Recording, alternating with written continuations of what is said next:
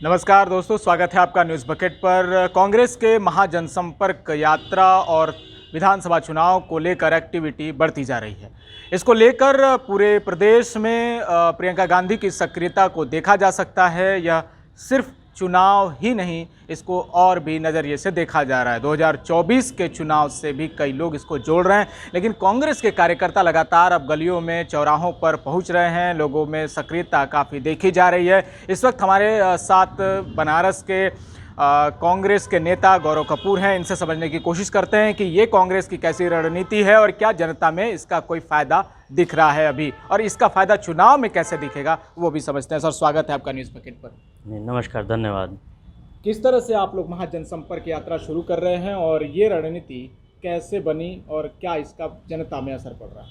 देखिए, जय भारत महासंपर्क अभियान जो है वो हमारी नेता प्रियंका गांधी जी के निर्देश पर 3 दिन के लिए पूरे प्रदेश भर में चला। हाँ, बनारस की अगर बात की जाए तो हर एक वार्ड में हम लोग गए, हमारे लोग गए, अलग अलग वार्ड सबको बांटा गया था। कुछ लोगों ने ज़्यादा वार्ड कवर किए, पर हर जगह गए और लोगों के बीच अपनी बात तो रखी, पर जो आज के ज्वलंत मुद्दे हैं, जैसे कि प्राइस राइज़ है, इतनी कमर तोड़ महंगाई है आज की तारीख में, अनएम्प्लॉयमेंट 45 साल से हाईएस्ट नंबर पर है, प्लस जो हालत कर दी है इस देश की। देखिए, मिस गवर्नेंस इस सरकार का, चाहे आप योगी जी और मोदी जी की सरकार को डबल इंजन की सरकार मान के कर लीजिए, कोरोना के सेकेंड वेव में जो मिस गवर्नेंस था वो सबने देख लिया और सब लोग समझ चुके हैं। तो हमने ये देखा कि जब हम गए लोगों के बीच में, तो लोगों के दिल में ऑलरेडी जगह है हमारे लिए। बहुत दिनों से हो सकता है दस्तक नहीं देते हों, पर अब जब पिछले 1.5-2 साल से प्रियंका जी के नेतृत्व में हम लोग सब जगह जाके दस्तक दे रहे हैं, तो दरवाजे एकदम खुले हुए मिल रहे हैं, दिल से दिल मिल रहा है और लोग हमारी बात समझ रहे हैं। लेकिन एक बात आप इनकार नहीं कर सकते कि आप विपक्ष के लोग चाहे जितनी कोशिश कर लें, पब्लिक में ये नैरेटिव नहीं पहुंच पा रही है कि मोदी जी इस देश के लिए नुकसान कर रहे हैं। उनको लगता है कि मोदी अभी भी उनके लिए हैं तो देश चल रहा है। इस बात को आप मानते हैं कि नहीं?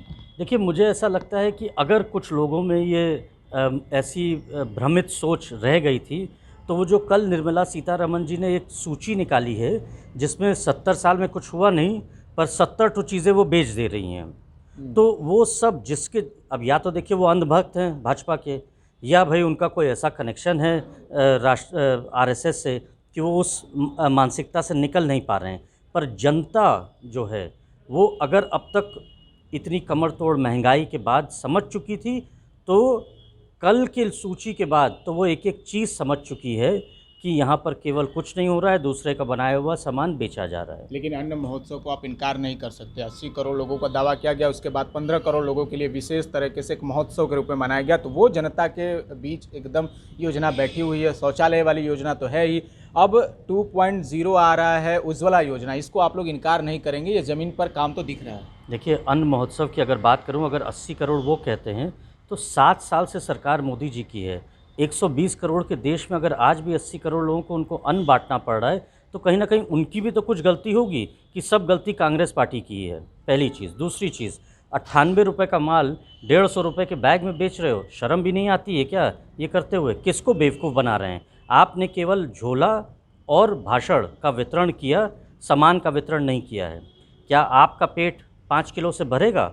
ये क्या हम लोग के मुंह पे तमाचा है? जैसे पंडित राजन मिश्रा जी की मौत एक तमाचा थी बनारसियों के चेहरे पर, उसी तरह से ये अन्न महोत्सव इस भुखमरी के दौरान, इस प्राइस राइज, इस कमर तोड़ महंगाई के समय, ये अन्न महोत्सव हम लोग सबके चेहरे पर एक थप्पड़ है। आप बनारस की बात कर रहे हैं, बहुतों लोगों से हमने भी बात की, कह रहे हैं कि रुद्राक्ष कन्वेंशन सेंटर मिल गया बनारस को, जापान और भारत का रिश्ता मजबूत हो रहा है, वो भी बनारस में, और मल्टी लेवल पार्किंग हुई गोदौलिया चौराहे पर, और वो एक पूरा दृश्य लोग बार बार फोटोज़ के जरिए दिखाने की कोशिश कर रहे हैं सोशल मीडिया पे कि अब हमारा जो बनारस है वो विदेशों जैसा लुक आ रहा है। इस बात से फिर आप लोग कैसे इनकार कर रहे हैं? बहुत अच्छी बात है कि रुद्राक्ष का सेंटर बना, मैं भी उसका स्वागत करता हूँ।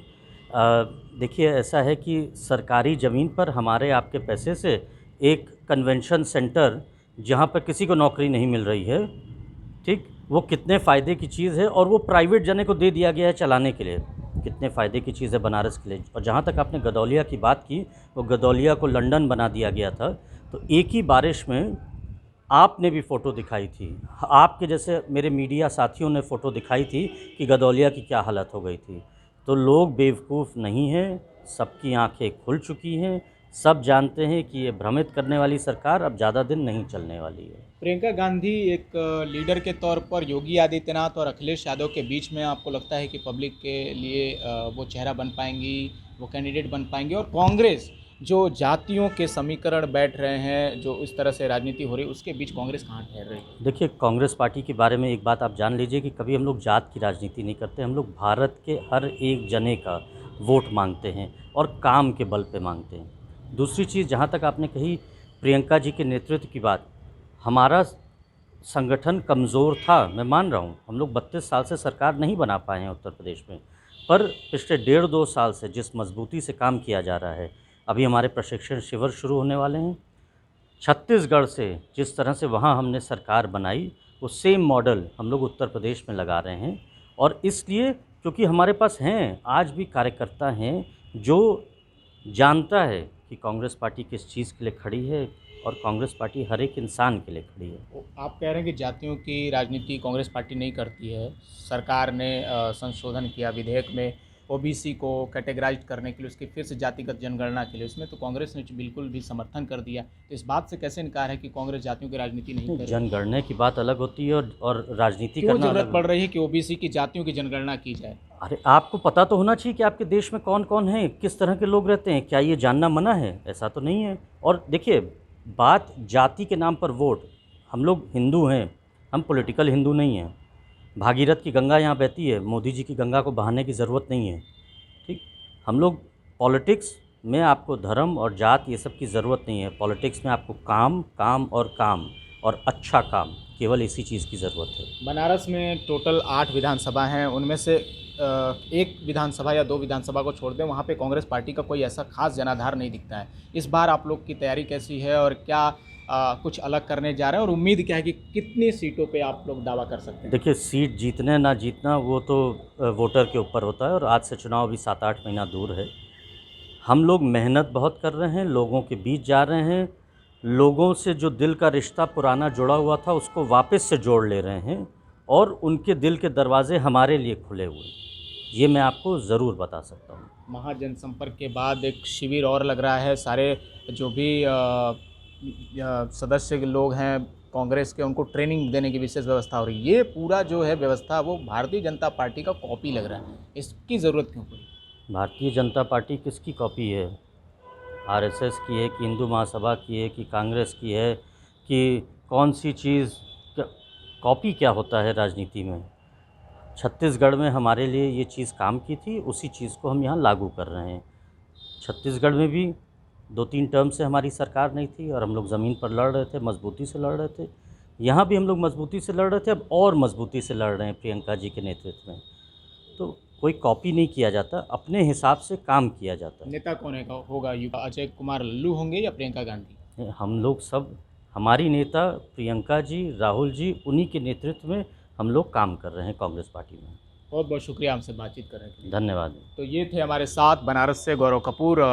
प्रियंका गांधी को अपना नेता मानते हैं और लगातार चुनावी चर्चा में भाग ले रहे हैं, और इस बात को लेकर आश्वस्त हैं कि जो भी महाजनसंपर्क यात्रा हो रहा है उससे ज़रूर कांग्रेस को लाभ मिलेगा। तब तक के लिए बने रहिएगा न्यूज़ बकेट के साथ। दीजिए हमें इजाज़त। बहुत बहुत शुक्रिया, धन्यवाद। पेश है न्यूज बकेट हिंदी मासिक पत्रिका। पढ़ें इस महीने की पूरी खबर विस्तार से हमारे न्यूज बकेट की मैगजीन में। हमारी ई मैगजीन को मुफ्त में पढ़ने के लिए अभी लॉगिन करें www.newsbucket.in पर। इसके अलावा रोज की ताज़ा खबरों के लिए हमारे YouTube चैनल को तुरंत सब्सक्राइब करें।